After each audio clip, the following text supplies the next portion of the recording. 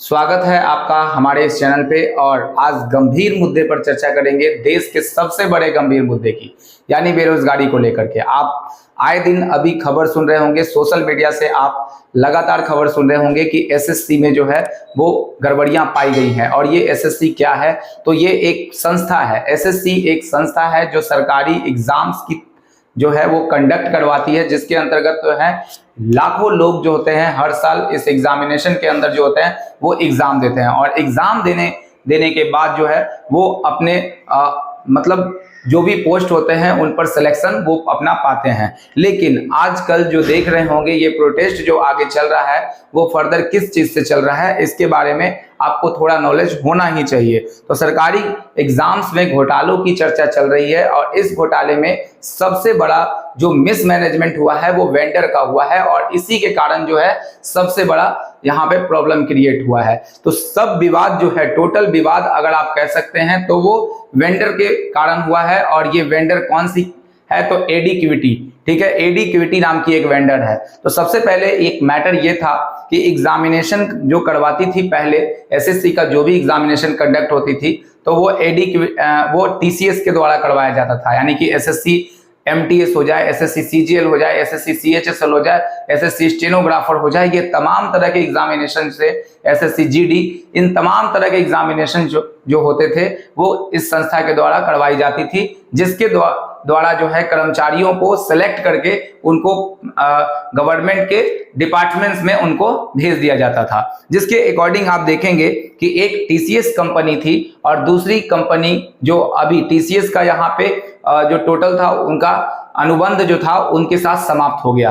तो अब वो अनुबंध करने वाले थे किससे?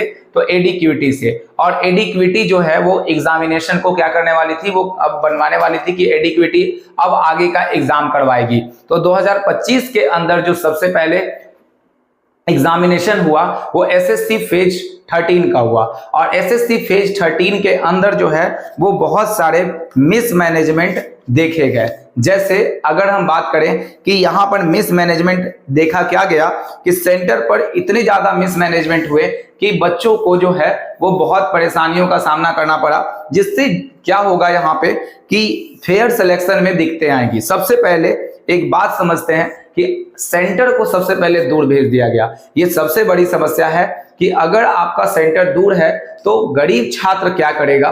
उसके पास पैसे नहीं होते हैं, उसके पास तो घर चलाने तक के उसके गार्जियन के पास पैसे नहीं होते हैं, लेकिन वो अब क्या करता है कि मतलब उसको ट्रेवल करना है ट्रेन से। आपने ट्रेन की जो टिकटों के दाम है वो भी बढ़ा के रखे हैं, तो बच्चा एक कैसे मतलब ट्रेवल करेगा उस तरीके से उतने दिन का? लगभग अगर वो 100 का फॉर्म भरता है तो 100 के फॉर्म के चक्कर में वो जाता है तो 2000 रुपए वो ट्रेन के एक एग्जाम देने के चक्कर में खत्म करता है। आप दुनिया भर के एग्जाम्स लेते हैं, आपने कहा था कि सीईटी लाएंगे, एक बार एग्जाम लेंगे, तो आप लोगों ने कुछ भी वैसा नहीं किया। तो सबसे पहले इसके मिसमैनेजमेंट पर हम चर्चा कर लेते हैं। सेंटर पर जो मिसमैनेजमेंट हुआ वो क्या क्या हुआ?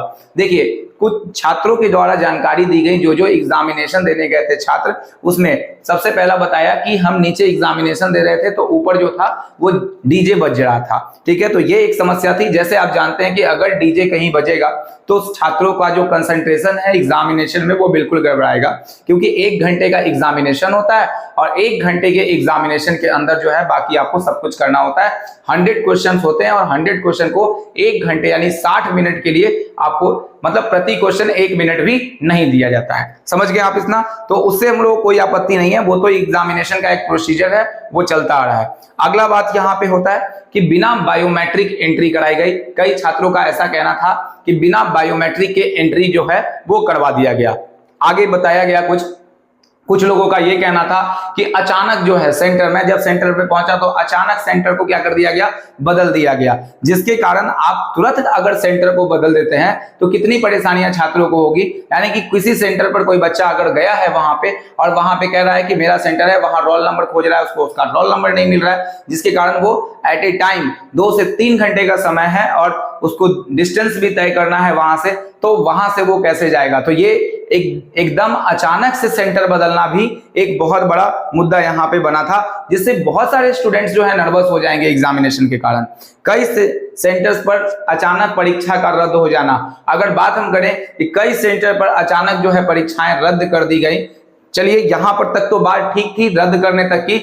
अब वहां पर जो कुछ छात्रों ने ऐसा किया कि विरोध किया, पहले तो उन्हें जमकर पीटा गया और उसके बाद जो है ना आगे जाके आप देखेंगे कि उसको रूम में बंधक बना करके रखा गया, जिसके अनुसार भी उसको वहां भी मतलब प्रताड़ित किया गया। ये कितनी गलत बात है, छात्रों के साथ जो है कितना अन्याय है, आप इस बात को देखिए। चलिए एक और बात देखिए, यहाँ पे एक और समस्या थी कि बैग को जमा करने के लिए वो कितने रुपए ले रहे थे, 50-50 रुपए चार्ज कर रहे थे।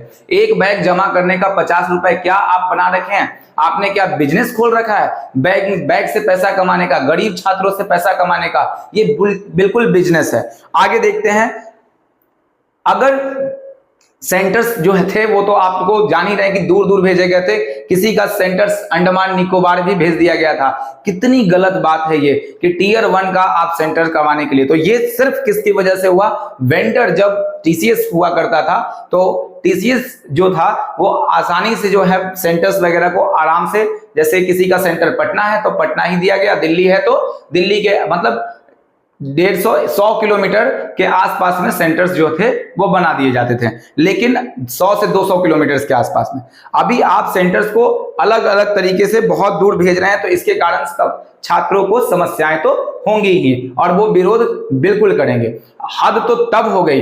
अब बात करते हैं आगे इन एग्जामिनेशन पे, अभी चर्चा करेंगे, बहुत लंबा ये मतलब प्रोसीजर चला है पूरा, और मैं आपको शॉर्ट में सभी बात को समझाने की कोशिश कर रहा हूं। आगे देखिएगा, आगे ऐसा है कि आगामी जो परीक्षाएं हैं सबसे बड़ी एसएससी सीजीएल की परीक्षा, एसएससी सीएचएसएल की परीक्षा और एसएससी एमटीएस की परीक्षा, इसमें फेज 13 से ज्यादा स्टूडेंट्स इसमें शामिल होने की उम्मीद है और फॉर्म भी ज्यादा फिलअप इसमें हुआ है। फेज 13 के एग्जाम से बहुत बड़ा आंकड़ा होगा SSC CGL, SSC MTS, SSC CHSL वाले छात्रों का। तो आप जब इतने छोटे से एग्जाम को अगर ठीक से नहीं मैनेज कर पाए तो उतने बड़े एग्जाम को आप कैसे मैनेज कर पाएंगे। ठीक है, वहां पे जो पेन दिया गया था वो भी ठीक नहीं था, रफ सीट दिए गए थे वो भी ठीक नहीं था, सब कुछ वहां पे जो था मिसमैनेजमेंट तरीके से था। तो क्या बच्चा आवाज नहीं उठाएगा? बिल्कुल उठाएगा। अब देखिए आगे इसके बाद क्या हुआ कि जब आगे इसमें प्रोसीजर क्या होता है कि जब स्टूडेंट्स को परेशानी हुई तो वो किसी को कहेंगे, और किसको कहेंगे? अपने से बड़ों को कहेंगे। और स्टूडेंट्स के बड़े कौन होते हैं? आप ही जानते हैं, वो टीचर्स होते हैं। तो उन सभी टीचर्स को वो बोलेंगे, और जरूर बोलेंगे। क्यों ना बोलें? क्योंकि हर समस्या को अपने टीचर्स के साथ ही शेयर करेंगे, अपने गार्जियन के साथ शेयर करेंगे, और करना भी चाहिए, इसमें कौन मना करने वाला है। क्योंकि अगर जो दिक्कतें हैं वो अपने बड़ों के साथ ना शेयर किया जाए, अपनों के साथ ना किया जाए, तो दूसरों के साथ कौन शेयर करेगा इस बात को। तो इसकी शिकायत जो थी टीचर्स तक पहुंची, यानी कि जो भी ऑनलाइन या ऑफलाइन ट्यूटर्स जो हैं, जो भी टीचर्स पढ़ाते हैं, वो उन सभी के पास इनका न्यूज पहुंचा। न्यूज पहुंचने के बाद हमारे सभी सम्मानित टीचर्स ने, यहाँ पर आप देखे होंगे कि दिक्कतों का जब साझा किया गया तो सभी सम्मानित टीचर्स जो थे इसके विरोध में जो है वो अपना बोलना शुरू कर दिए, अपना वीडियोज बना के, जिनको जैसे हुआ वो अपना विरोध दर्ज करेंगे। क्योंकि हमारे स्टूडेंट्स के साथ अगर टीचर्स नहीं खड़े होंगे तो कैसे चलेगा। स्टूडेंट्स ही जो है, मतलब टीचर्स जो हैं भविष्य का निर्माण करते हैं, और आप उनको निर्माण करने से रोक रहे हैं, तो ये गलत बात है। उसके बाद देखिए शिक्षकों से वहां पे साझा करना। उसके बाद क्या हुआ, आगे का घटनाक्रम क्या हुआ कि उसके बाद बहुत सारा ट्विटर कैंपेन वगैरह सब कुछ चलाया गया। इनको सब कुछ आरटीआई वगैरह लगा के पूछा गया, फिर भी कुछ जवाब नहीं आया। तो हमारे शिक्षक वगैरह जो थे वो उन्होंने क्या किया कि सभी लोग दिल्ली पहुंचे, और दिल्ली पहुंचने के बाद बोला गया कि डीओपीटी मंत्री से बात करेंगे, डीओपीटी में मंत्री से बात करेंगे वहां पे, और मंत्री से बात करने के बाद जो है या तो उसके एसएससी चेयरमैन से बात किया जाएगा।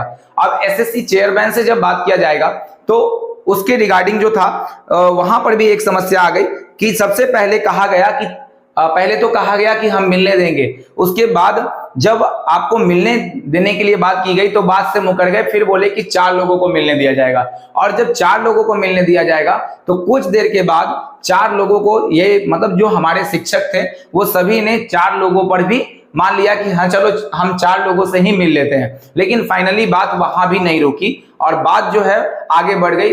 एकाएक जो थी अचानक, अब यहाँ के बाद पूरा जो है सब कुछ बदल जाता है। एकाएक जो है बच्चों के साथ, बच्चे हैं कुछ बच्चे हैं और कुछ टीचर्स हैं, उनके साथ में जो है बर्बरता, पुलिस अचानक उनको एक तरीके से घेर लेती है। घेरने के बाद उन पर जमकर लाठियां बरसाई जाती हैं, उन्हें जबरदस्ती बसों में कूचा जाता है और उनको वहां से पुलिस स्टेशन तक ले जाया जाता है। बताइए इतनी बर्बरता। उसके साथ में एक तो और है कि महिला शिक्षक, उनके साथ भी बिल्कुल बर्बरता की गई है, बिल्कुल गलत तरीके से मिसबिहेव किया गया है। और एक तो आपने वीडियो भी देखा होगा, एक हमारे सर हैं अभिनय शर्मा सर जो मैथ्स पढ़ाते हैं यूट्यूब के, वो उनके बारे में अगर बात किया जाए तो उन्होंने पुलिस से बातें की और पुलिस से बातें करने के दौरान उन्होंने कहा, ये चर्चा में बहुत रहा है कि उन्होंने कहा कि मैंने